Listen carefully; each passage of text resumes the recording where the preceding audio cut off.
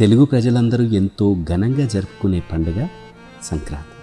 ఏ ఇంటి ముందు చూసినా పెద్ద పెద్ద ముగ్గులు పరుచుకొని, గొబ్బెమ్మలు పెట్టుకొని, ఇల్లంతా శుభ్రం చేసుకొని, మామిడి తోరణాలు కట్టుకొని, ఇంట్లో వారందరూ కూడా కొత్త బట్టలు ధరించి ఆటపాటలతో ఇల్లంతా సందడిగా అందరూ కలిసి చేసుకునే పండుగ సంక్రాంతి.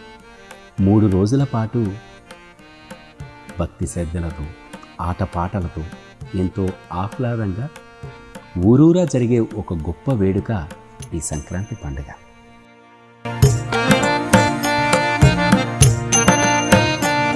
నెలకో రాశి చొప్పున ఆ సూర్యదేవుడు ఏడాది మొత్తం 12 రాశుల్లో తిరుగుతూ ఉంటాడు. రాశి మారిన ప్రతిసారి సంక్రమణం అని పిలుచుకుంటారు. కానీ ధనస్సు రాశి నుంచి మకర రాశిలోకి సంచరించేటప్పుడు అప్పుడు వచ్చే పండుగనే సంక్రాంతి. 3 రోజుల పాటు ఈ సంక్రాంతి పండుగను ఘనంగా జరుపుకుంటారు. దక్షిణ దిక్కుగా ప్రయాణించిన సూర్యుడు తన దిశను మార్చుకొని పుష్యమాసంలో ఉత్తర దిక్కుగా సంచరిస్తూ ఉంటాడు. అందుకే దీన్ని ఉత్తరాయణ పుణ్యకాలమని పిలుచుకుంటూ ఉంటారు. ఆ సూర్యుడి యొక్క గమనం మారడం వల్ల అప్పటి వరకు ఉన్న వాతావరణంలో పూర్తిగా మార్పులు చోటు చేసుకుంటాయి.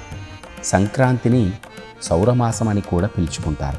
కాబట్టి పండుగ తేదీల్లో ఎలాంటి మార్పు ఉండదు. అన్ని పండుగల తేదీలు మారినా ఎలాంటి తేదీ మారని పండుగ ఏదైతే ఉంది అంటే అది సంక్రాంతి మాత్రమే. సంక్రాంతి పండుగ ప్రతి ఏటా 14, 15, 16 ఎప్పుడు కూడా ఇదే తేదీల్లో తప్పకుండా జనవరి మాసంలోనే వస్తూ ఉండే అతి గొప్ప పండుగ, పెద్ద పండుగ కూడా సంక్రాంతి.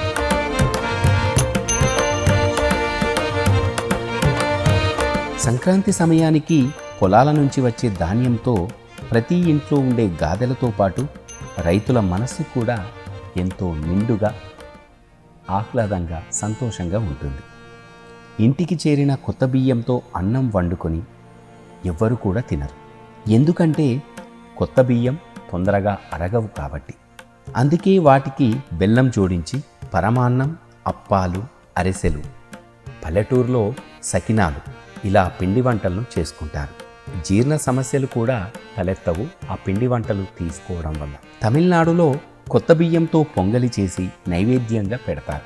అందుకే అక్కడ ఈ సంక్రాంతిని పొంగలని పిలుచుకుంటారు. మరోవైపు పండించిన పంటను చేతికందించిన భగవంతుడికి కృతజ్ఞతగా అన్ని రకాల నైవేద్యాలు చేసి ప్రకృతికి, పశువులను కూడా పూజిస్తారు ఈ పండుగలో. సంక్రాంతికి నువ్వుల ప్రత్యేకత కూడా కలిగి ఉంది. సంక్రాంతి రోజు వేసే ఆ పిండి వంటలన్నింటిలో కూడా నువ్వులను ఎక్కువగా వినియోగిస్తారు. చాలా రాష్ట్రాల్లో నువ్వులతోనే పిండి వంటలు చేసి పంచుకుంటారు కూడా. కొందరు నువ్వులను శనికి రూపంగా భావిస్తారు. కానీ చాలా ప్రాంతాల్లో సంక్రాంతి సమయంలో నువ్వులను తప్పనిసరిగా వినియోగిస్తారు. నువ్వుల్లో ఉండే అధిక పోషకాల వల్ల ఒంటికి బాగా వేడి చేస్తుంది. అందుకే ఆహారంలో నువ్వులను పెద్దగా వాడరు కూడా. కానీ సంక్రాంతి సమయంలో సూర్యుని దిశ మారి ఉష్ణోగ్రతలు పెరుగుతాయి.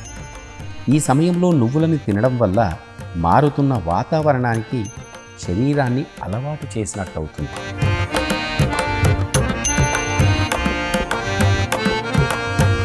ముగ్గుల పండుగ కూడా ఈ సంక్రాంతి. సృజనాత్మకతను వెలికితీసి ముగ్గులు, బొమ్మల కొలువులు, గాలిపటాలు, గొబ్బిళ్ళు ఇలా సంక్రాంతి సందర్భంగా పాటించే ప్రతి పద్ధతి అద్భుతంగా అనిపిస్తుంది. అందుకే 3 రోజులు మాత్రమే కాదు, నెల రోజుల ముందు నుంచి కూడా ఈ సంక్రాంతి పండుగ సందడి మొదలైనట్టు కనబడుతుంది. సంక్రాంతి పండుగ పితృదేవతల పండుగ కూడా.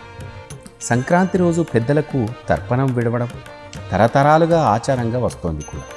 మోక్షాన్ని ప్రసాదించే ఉత్తరాయణ పుణ్యకాలంలో పెద్దలకు సద్గతులు కలగాలని వారినందరినీ తలుచుకుంటూ, కోరుకుంటూ తర్పణాలను విడవాలి. అందుకే సంక్రాంతి పెద్ద పండుగగా కాకుండా పెద్దల పండుగగా కూడా దీనిని పిలుచుకుంటారు.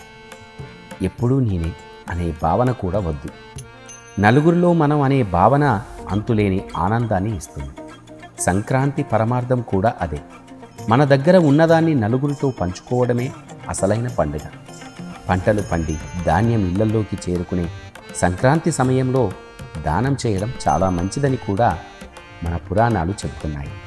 హరిదాసులు, బుడిబుక్కల వారు, గంగిరెద్దుల వారు ఇలా పండుగ శోభను పెంచేవారెందరో వీళ్ళందరికీ కూడా తోచిన సహాయం వేసి ఆ భగవంతుడికే సహాయం చేసినట్టు భావించాలి.